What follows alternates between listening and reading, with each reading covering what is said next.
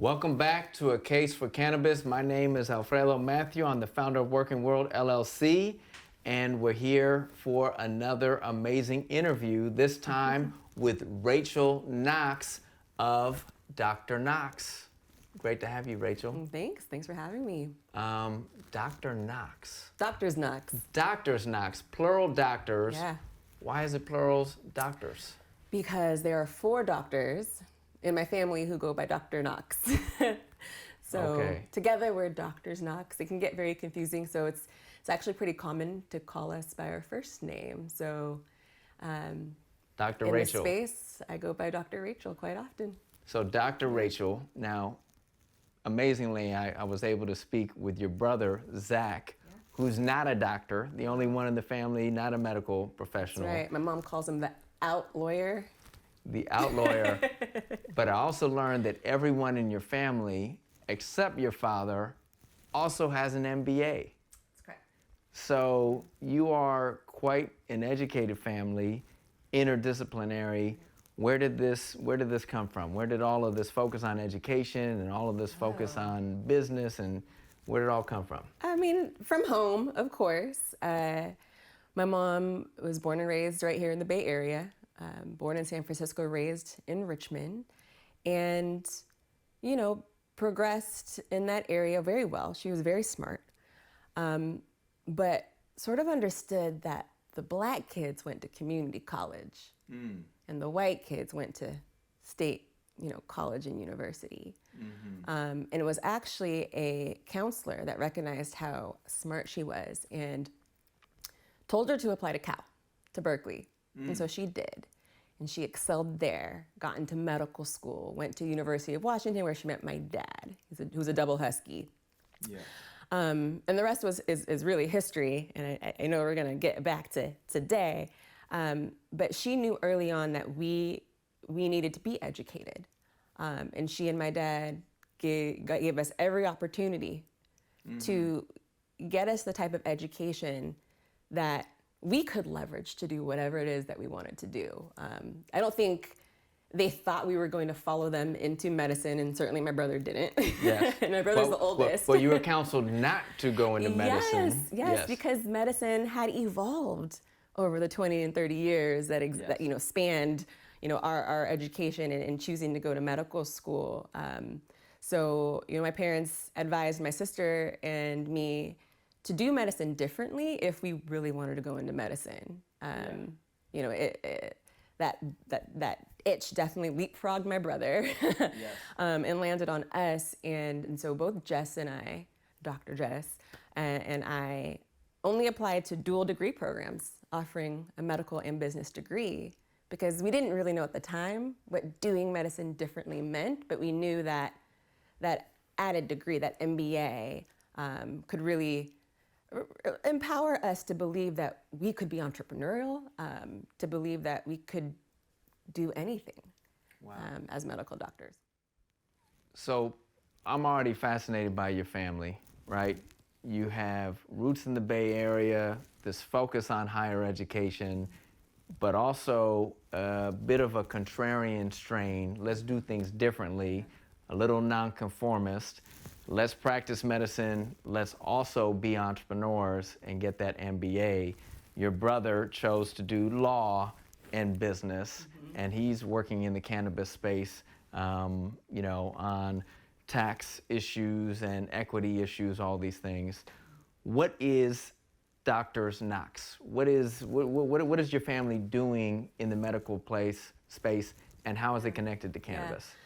So while my sister and I were in residency training, family and integrative medicine for me, preventive medicine for her, our parents were transitioning into their next phase of medicine in Oregon, where we were raised. And they were seeing patients in cannabis clinics. My mom is a retired anesthesiologist. My dad is now a retired emergency medicine physician. And they were loving the experience.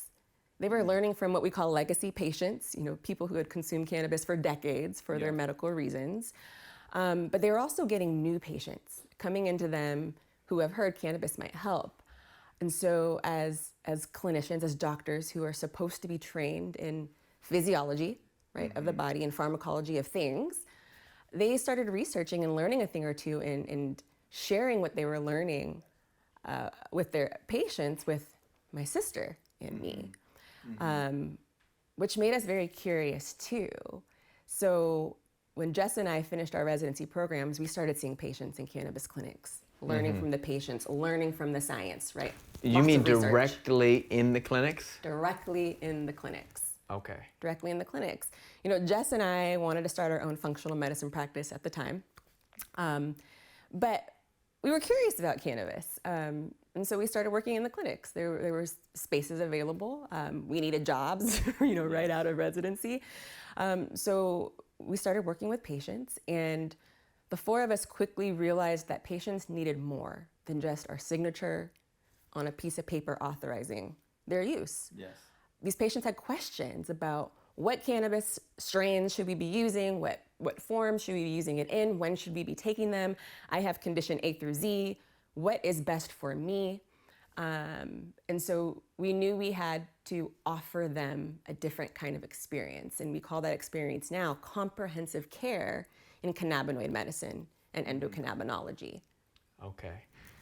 I want to unpack a lot of things because I don't have a medical background, and just in our few conversations, I'm learning a lot of terminology that I want to break down. First of all, what is functional medicine, and how is that different from other forms of care? Functional medicine is not so new. I know that's a new term to a lot of people these days, but functional medicine is the understanding that we should be practicing medicine through a root cause analysis, meaning that when we're working with patients with multiple medical conditions, we need to unpack that. Yeah. We need to investigate the root cause of those medical conditions and address the root cause with, lifestyle, nutrition, certainly pharmaceutical drugs if appropriate, so that the diseases can reverse themselves. Functional medicine says we're going to treat the root cause so that we can reverse or eliminate the disease process so that you can be well again, which is very different from the conventional sort of Western approach where we mostly treat symptoms. Yes. And so we're also breaking down the language. The conventional system, which is actually the alternative system to natural systems, to traditional medicine, is to treat symptoms mainly through pharmaceuticals and procedures. Yep. And your functional medicine takes a more holistic approach, addressing root causes. Yes. Functional medicine typically will incorporate integrative medicine, some lifestyle medicine. What differentiates lifestyle medicine from integrative and functional medicine is that lifestyle medicine is really focused on nutrition, vegan diet, whereas integrative medicine is pulling in ancient healing practices from traditional Chinese medicine and Ayurveda and herbalism. And functional medicine says all of this has its place, but the goal is to treat disease at its root cause. Mm-hmm. So my wife is a social worker, and in social work, you treat the root cause, right? Mm-hmm. It's not like treating you'll never eradicate disease by dealing with symptoms, but you can cure disease by treating the root cause. And the whole person. And the whole person. Another term, I've heard of the endocrine system, at least in high school biology. Mm-hmm. I'm not familiar with the endocannabinoid system.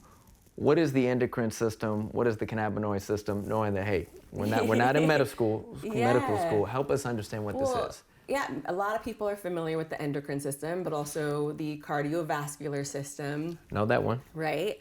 The respiratory system, the reproductive system, right? We can riddle off body system after body system. But the system almost no one has heard about is the endocannabinoid system, which is the system that regulates all of those other systems that we are familiar with. We call it the master regulator in the human body. Its role is to keep all the other physiological systems in balance. Okay. So it's a system that is living, it's well, it starts working at conception, it keeps working until we die, and it's constantly adapting, responding to external stimuli or insults like stress, Yes. Maybe chemical exposures, right? Chronic pharmaceutical drug use, bad American diet, right? It's constantly adapting to those sorts of insults as well as to internal stimuli to keep us as well and as healthy as we can be. And so the endocannabinoid system is trying to keep us in equilibrium, trying to keep us homeostasis, balance. Exactly. I know all those words. So it's trying to do this. And what does cannabis use do to the endocannabinoid system? And another thing that you've stressed is you, in Doctors Knox, you're not cannabis doctors. You are human doctors. Right. And cannabis is a tool. It's a tool, yes. So tell us about that. Yeah.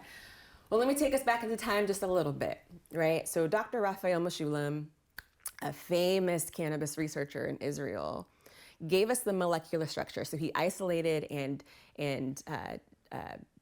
showed us the molecular structure of CBD in 1963 and THC and CBG in 1964. This is the 60s, okay, where we learned about the most important, the most abundant cannabinoids in that cannabis plant. But it wasn't until the late 80s that researchers wanted to know how cannabis worked. Like, why does it cause a high? They wanted to know finally how THC worked. So they used an analog of the already FDA-approved Marinol, right? The FDA approved a synthetic THC drug in 1985. Didn't know how it worked because it wasn't until 1988 that researchers radio tagged a THC analog and just sat back and watched what it did in the human body. And what happened was they saw a very massive receptor system just light up within the brain and the rest of the body. And they named that receptor system the cannabinoid receptor 1 system. So that's the CB1 receptor, identified in 1988. By 1995, they had uncovered the CB2 receptor. They had discovered the most abundant cannabinoids our bodies make on their own, anandamide and 2-AG, and also the enzymes that make those cannabinoids and break them down when they're needed. So we used THC to help unveil this intricate system in our body. So you're saying that we didn't even know about this system until the late 80s? Late 80s, early 90s. All right. So we're just, So it's no wonder my mom and dad didn't hear about it. Yes. But I graduated from medical school in 2012. And so you had heard about 20 it. years, didn't hear about it. Ooh, didn't hear about it. And most people in medical school today are not hearing about it. Okay. 30 years now. Why are people not hearing about it? I suspect that this endocannabinoid system validates cannabis as medicine. The system explains to us the therapeutic potential of cannabis and its primary constituents, the phytocannabinoids, as well as terpenes. Right? So if we speak about this system and its dysfunction, and we have diseases that we're now considering classic syndromes of endocannabinoid dysfunction, PTSD, fibromyalgia, migraine headaches, then we're sort of admitting that there is a medical purpose of this plant, while this plant remains a Schedule I drug. Yes. Right. It's schizophrenic for institutions to validate the plant as medicinal and also to prosecute people That's right. for doing something that's actually good for. And that's the reality. Like, it is wild. A lot of people also don't know this, that in 1999, the federal government, through the Department of Health and Human Services, applied for a patent. It's patent 66-30507. And this patent states that cannabinoids are antioxidant and neuroprotectant and might be beneficial in treating diseases of ischemia, neurodegenerative diseases like Alzheimer's and Parkinson's. That's huge. Autoimmune disorders. And this patent was approved in 2003. By the federal government. By the federal government. Okay, so So there's do you some, see the, yeah. yeah. So there, why we have some issues that are being unpacked. Now, as doctors, you all work with science. You're in the medical profession. In your family, you're all kind of taking different roles. You are a self-professed revolutionary. You're out there on the advocacy side. What are you doing in the advocacy space, and like what are some of the initiatives that you're working on that you're trying to move forward? You know, I grew very frustrated with the, oh gosh, the reluctancy of the medical establishment as we know it getting involved in the conversation when people are consuming cannabis. Yes. Right? The cat's out the bag. They're consuming it. States are legalizing it for medical purposes and adult purposes, or adult discretionary purposes. And we health and medical professionals, you know, in mass, have no fundamental understanding of this system, of this physiology that cannabis works on. But consumers are winding up in the emergency departments. They're winding up in primary care clinics or in surgery, not wanting to tell us that they're consuming because of, you know, fear of stigma and consequence. And this paradigm is doing no one any service. So out of that frustration, I wanted to get involved in policy and regulation. I wanted to help move the needle towards really like a desensationalizing this conversation around cannabis consumption. If we care about the health and safety of the public, we're gonna know enough to make sure we're mitigating risk. Yes. But don't we also wanna know enough to support good experiences? To make sure if people are gonna use cannabis anyway, that we help them use it optimally. So yeah, I joined the Oregon Cannabis Commission in 2017, and I served as chair of that commission for 3 years, advising on the medical program there. We still have a lot of work to do. But then was quickly recruited into some national organizations like Minority Cannabis Business Association.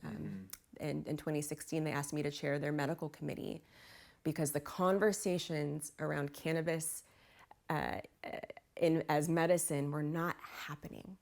They weren't happening within the Black, Indigenous, and Latinx communities or other communities of color. Well, there's a lot of fear, right, within the community, right? Yeah. That, hey, if I'm doing this, I mean, my cousins are all like, hey, if you do drugs, you're gonna end up in prison, or, you know, I mean, when you grow up in the 80s and the 90s, there is just tremendous fear and stigma. Oh yeah, and like think about the Black church. It's like the Black community still takes its cues from the Black church. But you know, if we're trying to just convince people that cannabis is medicine without explaining why, we're not going to get very far. So you know, the endocannabinoid system and the history of medical use in our country, starting in 1850. I mean, and all the history in between really galvanized me to lead with science. Because if I can go into communities of color and talk about their leading causes of disease in the context of endocannabinoid system dysfunction and explain why certain cannabis preparations might make sense for those conditions, then maybe we can galvanize the community to support, you know, science-informed and you know, equity-centered cannabis reform. So we're gonna get into equity in a moment, but basically everything you're doing is hard. Because in order to have a science-informed debate is even under question on a lot of issues, whether it's climate change or health or other issues. So you're making sure the data is at the center as we're going out and we're creating regulations, as we're creating policies. That must be a big challenge, because I imagine, right, this industry is highly regulated. It's a very rapidly changing dynamics from state to state, municipality to municipality, and I imagine it's mainly business interests. It's not science that's dictating the policy measures. it's expediency, it's special interests, it's got it. right, it's politics and it's Yes. horse trading. And really, the science and consumer or patient outcomes, by and large, are being exploited through marketing. Right. Okay. It sounds good that cannabis is medicinal, but to operators everywhere, are you manufacturing products that are actually meaningful to the consumer at the end of the day? And that is, if we can figure that out, that's going to be huge, because I know, in my own family, we're not interested in cannabis. But if there is something that is medically beneficial that you can ensure is medically beneficial, they'll use it. I know a lot of folks using CBD, they're like, I don't know if this is effective or not. Like, is this just marketing or is this real?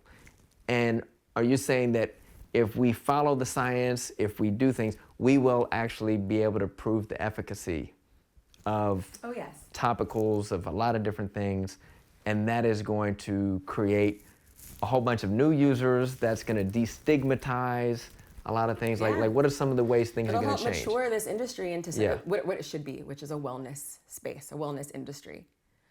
I actually take a lot of issue with us using the term recreational synonymously with adult, right? Yes. We imply and infer that adult use means recreational, and that's just not true. We know that the top 3 reasons adults use cannabis are to treat insomnia, anxiety, or chronic pain, period. And the reality is, a product that one person uses for recreational purposes, another person can use for medical ones. Yes. Right? So how you and I choose to use cannabis does not somehow make that cannabis product any different. Any different at all whatsoever. So I'm always saying, look, industry, policymakers, regulators, we need to create a space that is safe for the most vulnerable consumer. Right? That adult patient on multiple pharmaceutical drugs who has tons of diagnoses, right? We call them comorbidities. Because guess what? If that person shows up at a dispensary wanting to buy cannabis for a recreational purpose, they're not going to tell that bud tender, right? The dispensary attendant, by the way. And the bud tender isn't going to know, I'm on all these drugs. I have, diabetes and, heart disease. Like, what should I be using? I just want to enjoy my cannabis today, but what else? My point is, we need to make sure we are producing consistent and high quality cannabis products that all people can benefit from. Yes. And that will come as the industry matures, not the informal, the formal industry matures and things kind of stabilize and there are these safeguards. Something else, though, that you're very focused on is health equity. How does equity, I'm familiar with equity in cannabis. We need diverse business owners. We need a diverse workforce. How is health equity different? What is health equity focused on? So, we have this diversity, inclusion, and equity conversation, and they all mean different things, right? Diversity just means that there are people here, right, that come in different colors, or of different gender, different ethnicities, et cetera. So we get what diversity means. You can make anything diverse, right? Inclusion means, are you including these diverse people in the conversation? Are all of these stakeholders, diverse stakeholders, at every table, so that when decisions are made, we're making them from a more holistically informed space. Equity means, are you treating them the same? Are you paying them the same? Do they have the same access to resources as everyone else? Now, I've done a deep dive into this equity conversation because as a medical doctor, I struggled early on to figure out my angle in the equity conversation and the angle of other health and medical professionals in the equity conversation. And so I, just looked at the definition of social equity, and simply it means fairness in policy and regulation and the distribution of resources. So when I think about all these cannabis policies, right, and rulemaking processes, I now know that those things need to be equitable. You don't just create an inequitable framework and then create an affirmative action social equity program on the side. Yes. That's not how this works, people, not if we want to address the root cause of inequity. So we need to start thinking about this, the very policies we create that from which we create the regulatory frameworks of cannabis as being the social equity vehicle, right? And all of us social equity agents as far as we're involved in developing it. But as a doctor, I care about outcomes. Yes. What is all this social equity work productive of? Yes. Well, that's health equity. Okay. Equitable access to well-being. And what goes into well-being? Well, certainly economics do, as well as our environment, as well as what we call human capital or human equity. Are we investing in you and I so that we have the skills and the knowledge and the capacity and capability to do all this work in the first place? Yes. Right? We want to drive outcomes. So that's health equity.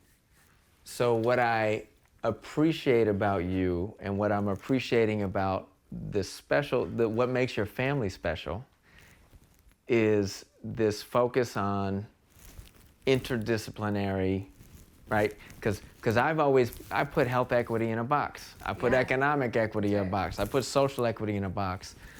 But you're really taking a much broader view of health equity than I would have. And you're saying it's about access to education, access to resources, access to everything. Well, let's think about the word health. Yes. You can have a healthy relationship. You can have healthy finances. Yes. Right? You can have a healthy community. So all health means is a state of being. Health can be good, it can be poor. So health is just a descriptive term, right? Yes. So it's unfortunate that we relegate health to medical. And that's why we put health in a box. Because that's what it's like, oh, health? Oh, that's what the doctors and the hospitals do. Like, I don't have to worry about it. Endocannabinoid system. Man, I don't need to learn about that. My doctor needs to learn about that. Yes. I just need to do my job. I need to just, whatever my lifestyle is, the doctors will fix it. And real health and real well-being is not about outsourcing your well-being. Yeah. It's about us recognizing our agency and our role, right, and achieving our optimal health, but also holding all the other systems accountable to facilitating my access to well-being, right? Yes. We still have to interact with the world. Yes. We still have to go to the grocery store. We still have to interact with law enforcement. We still have to go get an education. And so talk to me a little bit about, as we move towards, medical cannabis was legalized in California, I assume sometime in the late 90s, right? And it's 96. Been 96. It's been around for a while. And then we had recreational legalized, commercial cannabis legalized in 2018. 30 some states of, are other institutions catching up with the legalization from state to state municipalities? So like, law enforcement has to catch up to it. Are health institutions catching up with this? Very slowly. In Oregon Cannabis Commission now, we are talking about all the other institutions, like I said, being held accountable for their own reform, right? Because the problem is we can legalize medical cannabis, and even in Oregon, where we said, well, statutorily, cannabis must be treated as a medicine. But if you don't go to the Department of Education and say, listen, Department of Education, you need to reform internally to stay, in alignment with current cannabis policies. You have to figure out how you're going to accommodate students who might be using cannabis as medicine to treat a condition, right? If we don't go to Child Protective Services and have that same conversation with them, and law enforcement and have that same conversation with them, and the Department of Justice, and insert any department or bureau in that public sector, and they have to reform, because guess what? Probably they participated in discriminatory practices against cannabis consumers at some point in time, and probably still do. Yes. Right? Even their own employees, if they're still drug testing for THC, as a condition of employment. This is a lot of That work, is health Rachel. equity. This is a lot of work. I know. Where are you getting the energy to be doing this don't work? know. Because this I don't seems really know. hard. Like you want to change systems and institutions It's that are inspired. resistant to change. Yeah, but it's inspired from the right place. You know, I am a Black medical doctor, and when we take the time to learn the true natural history of cannabis in this country, what's revealed is that cannabis came to the United States around 1606. The first slaves came here in 1619, and that was the first year that the British Crown mandated that every landowner in the Virginia colony grow 100 hemp plants each. I didn't know that. But it wasn't the white colonists who cultivated the hemp. It was the Black slaves from West Africa who cultivated the hemp on indigenous stolen land. And a lot of people don't know that hemp, at the height of its production, was the third most productive cash crop in the United States. I was about to say, Yes. because I'm a former history teacher, when we taught cash crops, it was tobacco, it was cotton, it was sugar. Convenient, huh? It was hemp. Hemp was number 3. Hemp was number 3. And hemp production died the year the Civil War started. Why? There were no more slaves. There were no more slaves on hand to produce it. But what's interesting is 1850. In 1850. All right, wait. Yeah, I need to unpack this. Okay. So so cotton. I'm adding cotton. Yeah. So you're telling me that, I mean, the U.S. economy prior to the Civil War was an agricultural economy. This country was founded on an agricultural economy, and that hemp was very much a So huge important part. because of its versatility and its utility. I mean, its fibers were used for making a sail and rope and clothing. I mean, slave clothing. And the cotton industry was actually the hemp industry's primary market because they supplied the cotton industry with the bags and the rope and the baling. You're helping me understand that the war on drugs, which I'm viewing as the redemptive piece that we need to address, is just a slice of the history that we need to go back to before we were the United States, the agricultural history that was very much wrapped up with slave labor. Hemp being the third largest cash crop in the United States for hundreds of years, foundational to our economy, foundational to our nation. We can't, if we're going to get to the root cause, as you eloquently focus on, we can't just look at the first surface. We got to peel back all the layers. We gotta go back. We got to go back, and it's painful going back. It is. People don't want to go back, or people want to acknowledge it, but they want to say that that was another generation, that was someone else. But you know, I like to say a history ignored is a legacy denied. And part of the problem is that we're not sharing this history. So we can't hold anybody accountable to writing it, right? To righting the wrongs that occurred. So we're talking about health equity, we're talking about cannabis, but this obviously goes beyond just cannabis. This is the original sin of the United States. This is a lot of different things. Talk to me about equity in action, and what is your call to action, right? Like where are you taking the Knox doctors? Where are you taking this work, and where are you taking your own advocacy work? Yeah, I mean, at the very heart of endocannabinology, which I should quickly say is the study of the function and dysfunction of our endocannabinoid systems and how to modulate them with a tool like cannabis. That's functional medicine at its heart. So, you know, as medical doctors, we want to see the use of this plant, but not just this plant, other botanical medicines, plant medicines, fungal medicines, utilized for our health and our well-being. Why not? Why can't we use all the tools at our disposal, including pharmaceutical drugs, and appropriately use them, though, when they're indicated, right? Yes. We need the optionality that cannabis is giving us on the one hand. On the other hand, we care about the environments that our patients live in. I care about your environment, our shared environment. And in 2021, we have so many ecological problems that cannabis innovations can provide solutions for, right? We can clean our soil so that it's more productive of nutrient-rich foods, right? We can build homes using hempcrete and other innovations into building materials from the cannabis species, from hemp. We can build cars, we can fuel our cars with hemp ethanol, right? We can consume the more nutritious parts of the plant as food, hemp seeds, cannabis seeds at large, the roots. You sound like you are replacing some existing infrastructure with new infrastructure, and I meant more sustainable infrastructure, which I know is going to have, like trying to change institutions, trying to change the building materials of our society and civilization. But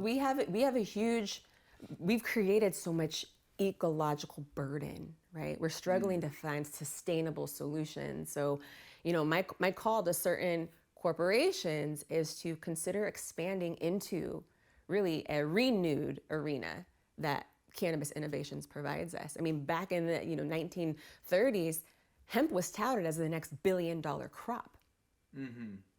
Now we're about 100 years delayed. Yeah. But there is opportunity in this plant, right? If we steward its regulation appropriately, we can make space for what cannabis can provide us. And my call to action is to let this plant do what it was put on this earth to do. If it has utility in agriculture and in industry and in medicine and nutrition, well, let's start to invest, right? Yes. In creating those innovations, so that we can actually, be on the right side of history, but set in motion, I think, the course that we all want to be on, which is a more sustainable, shared experience. Right? I want to be healthy and well at the end of the day. Me too. But I can't do it on my own. You can't do it on your own. Yes. We can control our choices, but when our environments aren't assisting us in that area, and really in all sense of the word, it's fighting against. Well, it's Our own will. environments and it's institutions. Yep. Right? So this is I'm continuing to be this is a lot of work. It's a lot of work. It's challenging a lot of existing structure. My last thing, I guess, would be, right, this series is supported by the California community colleges. We have a higher education system that is searching for its place. It's very aligned with equity. Yeah. What would you like to see community colleges, which, right, under the Biden administration, getting a lot of support? We have public infrastructure that needs to adapt. Yep. How would you like to see? Oh my God, it begins with this education. What would I like to see? I would like to see curricula developed across all the disciplines that cannabis intersects with. So it's not just medicine, it's not just law, it's not just policy, it is our departments of ag, right? It's real estate. It's real estate, it's everything. And so, my advice to the community colleges is to look at what you have already. Where can cannabis fit in? Or how does cannabis intersect with your existing curricula, right? Because in reality, cannabis touches it all. So if we really want to create a space for young people or students to begin to self-actualize into the opportunities of cannabis, we need to start educating them about it. It's always going to start with some history. Yes. I would love to see these schools teach the real and total history of cannabis in this country, because then we can really start to have some enriching dialogue and come up with some meaningful solutions. And then, let's break into sort of the siloed disciplines that cannabis really is making sexy again. And let's excite young learners and give them something to hope for, right? This cannabis plant can do so many good things. Don't you want to be a part of an industry Yes. that is productive of goodness? Yes. At the end of the day, I do. Yeah. But, This is so fascinating. We could keep going on, and there's even topics that we haven't discussed. But for now, we're going to put a pin in it. This has been an amazing conversation. Miss Rachel Knox, doctor with the Doctors Knox. It has been a pleasure. Thank you so much for your time today. Absolutely. My pleasure. All right, fantastic.